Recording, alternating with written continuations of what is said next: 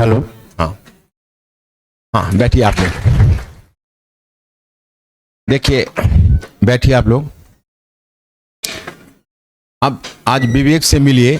मुझे बड़ी खुशी और गर्व है कि ये 413 रैंक पर है। और सबसे बड़ी बात है कि जैसा कि मैंने पीछे आपको बताया कि अगर ये बच्चे लोग इतनी कैपेसिटी रखते थे कि लोग और भी ऊपर जाते। विवेक को 270 मार्क्स है ऑप्शनल में। अगर प्रोपोर्शनेटली जनरल स्टडीज में भी हो जाता तो अभी ये ऊपर रैंक में होता, क्योंकि आपको पता ही है इस बार कि हिंदी माध्यम के जो फर्स्ट और टॉप रैंकर हैं, अब ये लोग भी रैंकर हो सकते थे। इनको देख के आप लोगों को एक मोटिवेशन ये होना चाहिए कि कहीं कोई हिंदी मीडियम में ऐसा दिक्कत नहीं, थोड़ा सा जनरल स्टडीज का तरीका बदलने की आवश्यकता है। थोड़ा इन लोगों ने थोड़ा क्रिटिकली हिस्ट्री को देखा तो देखिए आज ईश्वर की कृपा से सभी सेलेक्टेड हैं। और हमें इस जर्नी में हम पहले विवेक को पढ़ाते थे, आज माइक लगा के स्टेज पर लाए हैं तो बहुत खुशी हो रही है। अब विवेक अपने मुख से इन लोगों को थोड़ा सा, भले ही नंबर जो भी हिंदी मीडियम का हुआ हो, लेकिन जो क्वालिटी के बच्चे उन्हें कोई रोक नहीं सकता। Vivek will himself talk to you. ठीक विवेक? हाँ, बिंदास होके बोलो, मेरे रहने से कोई दिक्कत नहीं है ना। पहले तो आप सभी को मेरा नमस्कार, और नमस्कार उन व्यक्ति को भी जिन्होंने इतिहास से मेरा नाता जोड़ा। वैसे तो इतना कुछ खास इतिहास से नाता नहीं था, पर जब मैं हिंदू कॉलेज आया, हिस्ट्री में ग्रेजुएशन की, उसके बाद ये सोचा कि नहीं अब आगे इतिहास को ऑप्शनल लेके चलना है। तो एक समय यहीं बैठता था, आप लोग बैठे हो, और वहाँ से यहाँ तक की जर्नी तय करी है। असफलताएं भी बहुत मिली हैं, पर हार नहीं मानी और अपने विषय को अपना बनाया, और उसने ही मुझे आज वास्तविकता में कहूँ तो सिलेक्शन भी दिलाया है। तो सबसे पहले तो ये चीज़ है कि सर के सामने यहाँ खड़ा होना ही मेरे लिए बहुत सौभाग्य की बात है। और इतिहास विषय की मैं बात करूं तो ये एक ऐसा परसेप्शन आज तक बनाया जाता था। 2024 के पहले तो लगभग यही परसेप्शन था कि 250 पार करना इस विषय में बहुत मेहनत का काम है, आप बहुत आसानी से 250 पार नहीं कर सकते। मेरे मन में भी था कि यार हिंदी मीडियम है और 250 पार भी करना है, कैसे सब कुछ हो पाएगा। ऐसा तो नहीं कि ऑप्शनल मेरा सिलेक्शन रोक दे और जीएस में तो मेरे आ जाएं 400 नंबर। पर जब संयोग ऐसा बनता है कि जीएस में तो मेरे 390 के अराउंड रहे और यहाँ पर 270 आए, तो ये बताता है कि अगर आप मेहनत करेंगे, विषय कोई सा भी हो, माध्यम कोई सा भी हो, वो आपके सिलेक्शन में कभी बाधा नहीं बन सकता। सर हमेशा कहते होंगे, आप लोगों ने सुना होगा पुरानी वीडियोज में भी, कि थिंकिंग क्रिएचर। सर ने हमेशा कहा होगा भाई सोचने वाला प्राणी बनो, प्रश्न पूछने वाले प्राणी बनो। तो वही मैं भी वहां बैठ के सोचता था कि थिंकिंग क्रिएचर बनना है। बैठ के सर जो हमेशा आपको इंट्रोडक्शन शुरू करवाते होंगे वो हमेशा इंटीग्रेटेड करवाते होंगे कि यहाँ से आप कहीं से, जैसे कि रूस में कुछ कोई क्रांति की घटना हुई, उसको आप वो फ्रांस की क्रांति से जोड़ेंगे। हमारे अगर जो पानीपत का कोई युद्ध हुआ तो उसको पहले पानीपत में कैसा था, दूसरे में कैसे हुआ, उससे जोड़ेंगे। हमेशा एक इंटीग्रेटेड अप्रोच रही। और सर के यहाँ पढ़ने की एक सबसे अच्छी क्वालिटी मैं आपको बताऊं तो ये, सर कहा जाता है मुखर्जी नगर के पुराने चावल हैं सर, पर ये कैसे है कि अपने आप को अपग्रेड भी करते हैं। ये उस पुराने ढर्रे पर नहीं रुके कि जैसे समय बदला कि अब वो पैराग्राफ से अब हम पॉइंट के पैटर्न पर जा रहे हैं। हम ऑप्शनल में भी देखते हैं, हिस्ट्री ऑप्शनल में भी अब हम पॉइंट्स के रूप में जा रहे हैं सर, वो भी ध्यान रखते हैं कहाँ कैसा बदलाव लाना चाहिए अपने आप में। ये सबसे बड़े उदाहरण है सर कि समय के साथ अपने आप को कैसे परिवर्तित करना है। तो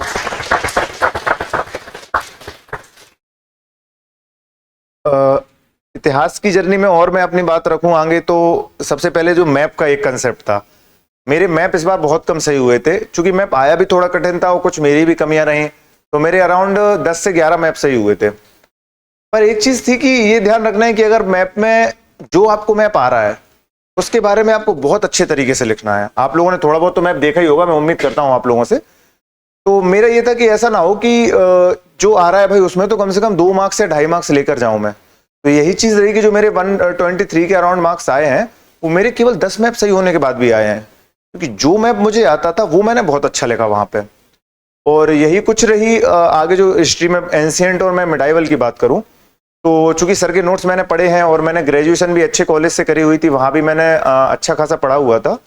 तो वो एक इंटीग्रेटेड अब जो अप्रोच जो होती है कि कल्चर को उससे जोड़ना, डायमेंशंस को उससे जोड़ना, सोशल जोड़ना और उसकी जो इकोनॉमिकल चीजें जोड़ना, वो मुझे आता था, तो उसका फायदा भी मुझे वहां पर देखने मिला। तो एंशिएंट ऐसा हुआ। उसके बाद अगर मैं मेडाइवल की बात करूं अपने लिए, तो सोर्सेज वही जो सर के अपने नोट्स थे वो भी मैंने पढ़े। हाँ, सतीश चंद्र और जो अपनी HC वर्मा जो बुक्स आती है वो भी मैंने पढ़ी साथ में। पर हाँ, एक चीज रही कि उसे भी कैसे कनेक्टेड कर सकते हैं आप, कैसे आजकल जो पैटर्न बदल रहा है उस पर भी ध्यान देना है। आज कैसे मुगल से शिफ्ट होके वो विजयनगर और बहमनी की तरफ जा रहे हैं। कभी भी पेपर को एनालिसिस करना है आपको। यूपीएससी अपने आप को चीजें बदलती है। एक टाइम था जब वो दिल्ली सल्तनत के अराउंड घूमती थी, अब वो जा रही है जो प्रांतीय शासन थे, मालवा में कैसा हो रहा था उस समय, जो बहमनी और विजयनगर में कैसा हो रहा था, अब वो वहां तक भी जा रही है। वो मराठा पे जा रही है, बराबर क्वेश्चन पूछ रही है। आपको बदलते पैटर्न के साथ तैयारी करनी चाहिए।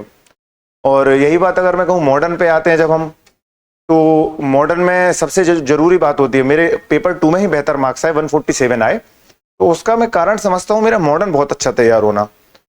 मॉडर्न के लिए मैं आपको बताता हूँ, मैंने स्पेक्ट्रम तो पढ़ी थी पर वो तो केवल प्रीलिम्स के लिए ही काम में आने वाली थी। तो मैंने बिपिन चंद्रा पढ़ी साथ में, शेखर बंदोपाध्याय पढ़ी साथ में, वो दोनों बुक्स बहुत बेहतर रही मेरे लिए। और साथ में जो सर के नोट्स थे वहीं यहाँ आके मेंस के टाइम मैं भी उत्तर लिखता था। सर मेरी कॉपी देख के ये कहते थे कि विवेक तू बढ़िया लिखता है यार, तू अच्छा करेगा। सर को एक विश्वास था। और जिस दिन सिलेक्शन हुआ, सर से बात हुई, सर ने कहा कि मुझे पहले से ही इंट्यूशन था कि तू बेहतर कर सकता है। तो ये आप लोगों को ध्यान रखना है, आपको अपने प्रदर्शन से ये दिखाना पड़ेगा कि आप बेहतर कर सकते हैं। सिर्फ इस भरोसे आप नहीं बैठे रह सकते कि ठीक है सर, अपना सर ने जो दे दिया वो कि हाँ ठीक है हो जाएगा कर लेंगे, नहीं, आपको अपने आप को प्रूफ करके बताना पड़ेगा। चौथा जो आखिरी सेगमेंट बचता है वर्ल्ड हिस्ट्री का, वो मैं वास्तविकता में बताऊं, मैंने उतना नहीं पढ़ा था, क्योंकि मुझे ये लगता था कि उससे मुझे सिर्फ एक ही क्वेश्चन करना है जो बड़ा वाला आता है अपने, वो मैं कर लूंगा। पर किस्मत देखी कि जब आपकी मेहनत होती है ना, तो वहां वही क्वेश्चन आए जो मेरे बहुत अच्छे तैयार थे। वहां पर कोई भी ऐसा क्वेश्चन मुझे नहीं दिखा।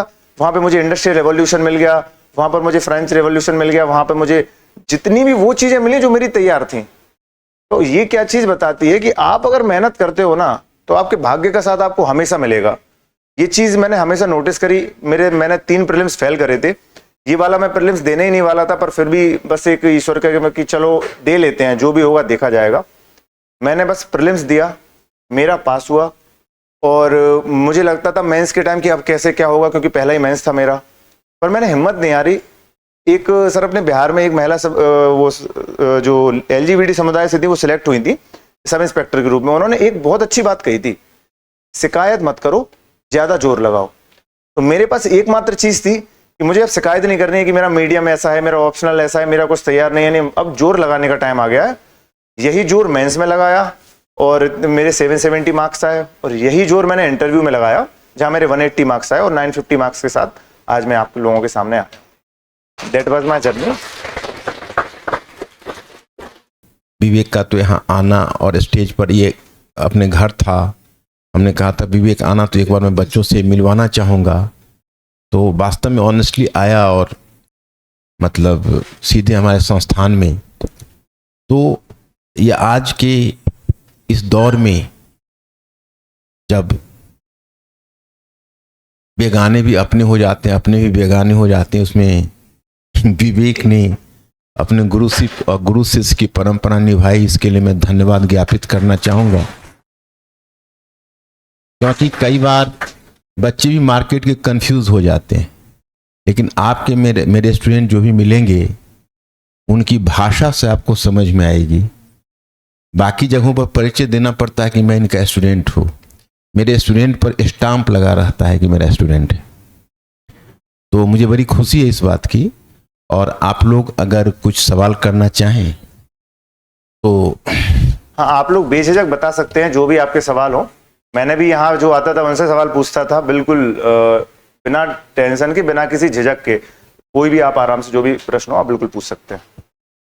इनका सवाल यह है कि 20 डेज के बाद पीटी है जब पढ़ लो तो शायद तुम्हारे लिए ही है। अच्छा देखिए, प्रीलिम्स की मैं एक बात बताऊं।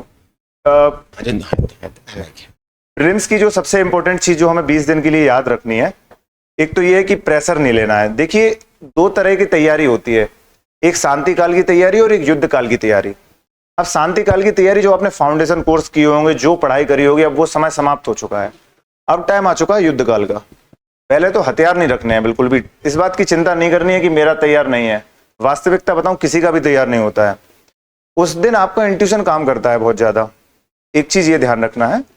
और दूसरा मैं बताऊं, अभी आप लोग मॉक टेस्ट लगा रहे होंगे, मैं कहता हूं भर के क्वेश्चन सॉल्व करिए। पीवाईक्यू इज द किंग, उन्हें बिल्कुल नहीं छोड़ना है, पीवाईक्यू को बार बार करना है। सर एक बहुत इंटरेस्टिंग बात बताता हूं प्रीलिम्स के नाम पे। यहां बैठ के जब मैं क्लास ले रहा था एक बार, सर ने बताया था सोमनाथ मंदिर का उद्घाटन हुआ था एक टाइम पर। वहां पर सर पढ़ा रहे थे कि धर्मनिरपेक्षता के बारे में सर पढ़ा रहे थे कि कैसे जब राजेंद्र प्रसाद जी से ये कहा गया कि आप उद्घाटन करेंगे तो उन्होंने हाँ कर दिया। जवाहरलाल नेहरू जी ने कहा कि नहीं मैं ये नहीं कर सकता, ये हो सकता है थोड़ा सा खिलाफ हो जाए उस समय। और जब जवाहरलाल नेहरू जी ने मना किया और राजेंद्र बाबू गए तो वो वहां पर बिल्कुल साष्टांग होकर उन्होंने सोमनाथ मंदिर का उद्घाटन किया। अब इसकी कहानी बताता हूं, अब मेन बात सुनिए। 2022 में मैं प्रीलिम्स में बैठा, वहां एक प्रश्न आता है सोमनाथ मंदिर पे ही, और उसमें लिखा होता है 3 स्टेटमेंट थे। पहला उसमें एक ज्योतिर्लिंग के बारे में था, उसका सेकंड नंबर स्टेटमेंट ये था कि इसका उद्घाटन सर्वपल्ली राधाकृष्णन जी ने किया। वहीं ऑन द स्पॉट क्लिक हुआ कि सर यार वो एक बार कहानी सुना रहे थे कि राजेंद्र बाबू गए थे और उन्होंने मना कर दिया था। ऑन द स्पॉट मैंने उसको एलिमिनेट किया, मेरा आंसर निकला। ये चीज क्या बताती है, प्रीलिम्स में कब कौन सी चीज कहां याद आ जाए और कहां काम में आ जाए आप बिल्कुल नहीं कह सकते। ये चीज बिल्कुल मैं सर को बहुत टाइम से कहने वाला था कि कब कौन सी चीज काम में आ जाए प्रीलिम्स की। यहां बैठे मुझे याद आया, सर ने एक कहानी सुनाई थी राजेंद्र बाबू जी कि वो ऐसा था, वहां मुझे सर्वपल्ली राधाकृष्णन देखा, दिमाग की बत्ती जल गई, नहीं ये तो गलत है, कुछ और बताया था यहाँ प्रीलिम्स में। और यही ऑप्शनल की नहीं, आपके जीएस की प्रीलिम्स में बहुत चीजें काम में आने वाली हैं। प्रीलिम्स इज ऑल अबाउट आपकी अटेंटिवनेस कितनी है। उस दिन आपको अटेंटिव रहना है, स्पेशली इकोनॉमिक्स के क्वेश्चंस के लिए, क्योंकि वो क्वेश्चन आगे पीछे करके वही होंगे, आपको बस बैठ के उत्तर निकालना है उनका। और एक चीज और जो प्रीलिम्स के टाइम ध्यान रखनी है वो है सीसेट। मैंने फेल किया है सीसेट, मैं जानता हूं बहुत दुख होता है, क्योंकि आपको कोई रिवॉर्ड नहीं मिलता प्रीलिम्स पास करने का। तो सीसेट पास करने के लिए तो मैं यही कहूंगा कि अब टाइम तो उतना है नहीं है, पर यही कर सकते हैं आपकी जो पीवाईक्यू की थीम रिपीटेड हो रही है, आपको गिन के 27 क्वेश्चन सही करने हैं। तो मैथ्स और रीजनिंग के वो लो हैंगिंग फ्रूट्स होते हैं ना, कि आप बस देख लिया कि हाँ 5 सेकंड में देख लो कि ये मैं कर सकता हूं, आपको वो जरूर करने हैं। अगर आप ऐसा करेंगे तो वास्तविकता में प्रीलिम्स हो जाएगा, और असली जर्नी जो आपकी शुरू होगी प्रीलिम्स के बाद होगी। बाकी कोई और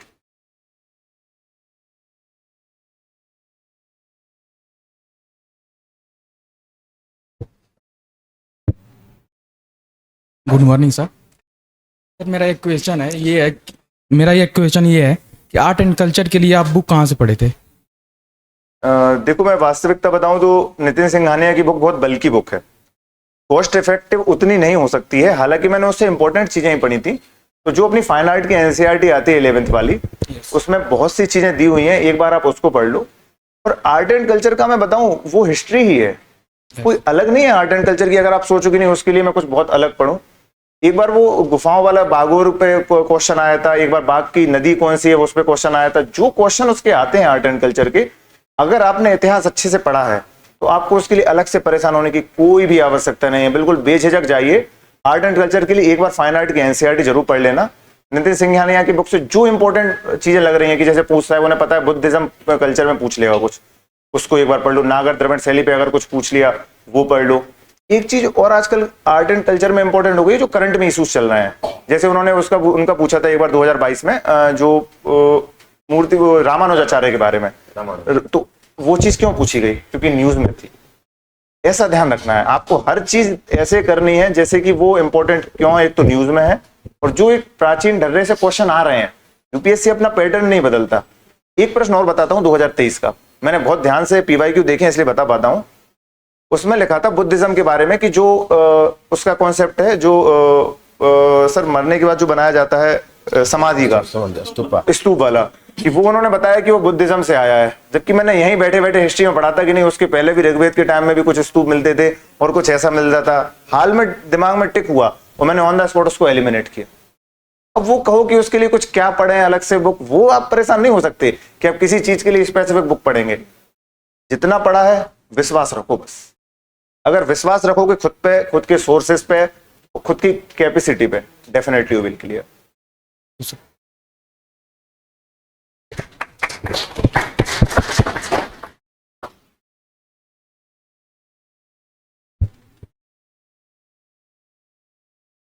नमस्ते भैया। जैसे कि यूपीएससी में बहुत सारे सब्जेक्ट होते हैं, इन सभी सब्जेक्ट पर कमांड कैसे रखें और जो है कि शॉर्ट फॉर्म में कैसे कन्वर्ट करें? देखो जैसा मैं बताऊं, बिल्कुल सब्जेक्ट बहुत सारे हैं और समय बहुत कम है। हमें एक तो इंटीग्रेटेड अप्रोच रखनी है, जो सर हमेशा कहते हैं।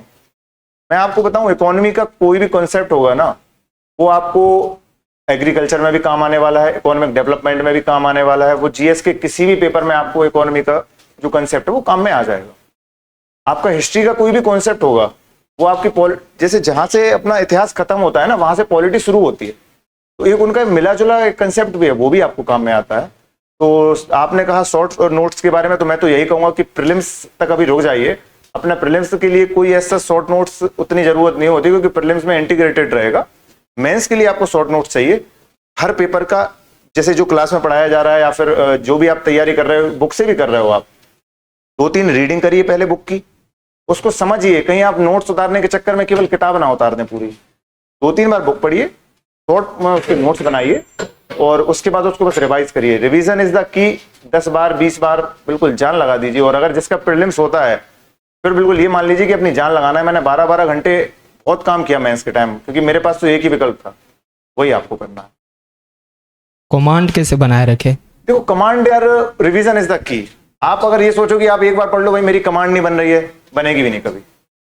आप जितनी बार उनको सर कहते घोंटते रहो, ऐसा बिल्कुल लगे रहो, कमांड अपने आप बनेगी। जब आपकी तैयारी रहती है ना किसी भी सब्जेक्ट पे, आज आपसे ABCD पूछ लो, वो कैसे बता देते हैं हम?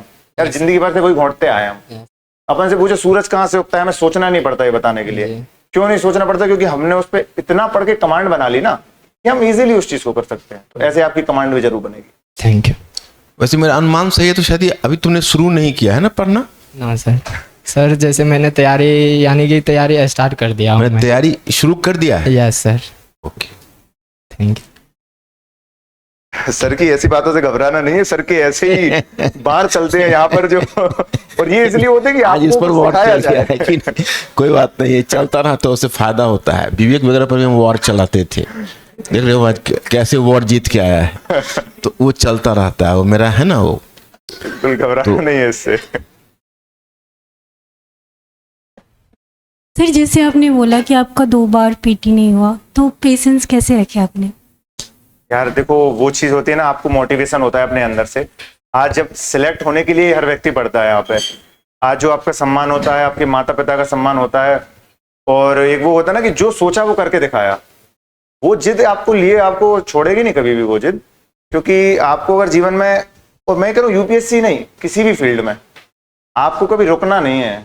मैं तो बस यही कहूंगा, अगर आपके अंदर जो आग है ना कि बस मुझे करना है, वो आपको किसी भी फील्ड में आगे ले जाएगी। मुझे भी डिमोटिवेशन होता था, मैं भी बहुत रोया, और स्पेशली कब रोया? इंटरव्यू से रिजल्ट के पहले, कि यार ऐसा ना हो कि कुछ नंबर से मैं रुक ना जाऊं। पर अगर आपने मेहनत करी है, लक साथ देगा यार, डेफिनेटली। सर अगर सेल्फ डाउट हो तो उसे कैसे दूर किया जाए? अच्छा, देखो उसके लिए 2 तरीके हैं। एक तो ना, अगर आपके डेली टारगेट पूरे होंगे जिस दिन, सेल्फ डाउट का समय ही नहीं मिलेगा। सेल्फ डाउट उनको होता है जिनकी तैयारी, जैसे मैं भी उन्हीं विद्यार्थियों में से था जो अपना रोज टाइम टेबल बनाता था, कभी पूरा नहीं होता था। ठीक है, वो एक सामान्य सी बात होती है। पर उस चीज को कि आपने कितने % पूरा किया।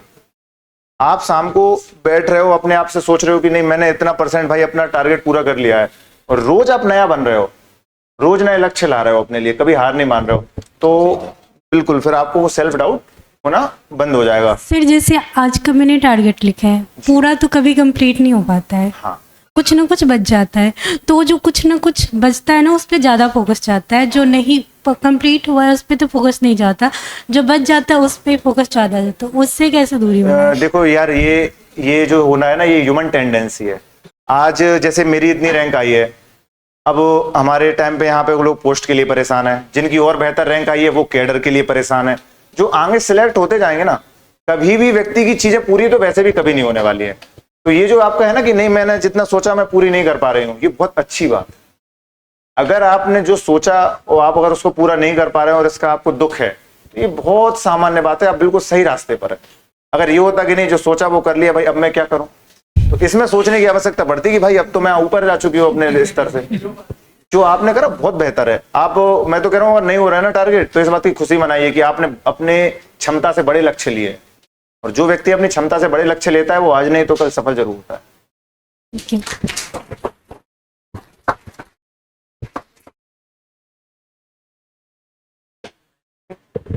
तो अब मतलब फिर एक बार विवेक को बहुत बहुत धन्यवाद और आप लोगों को भी।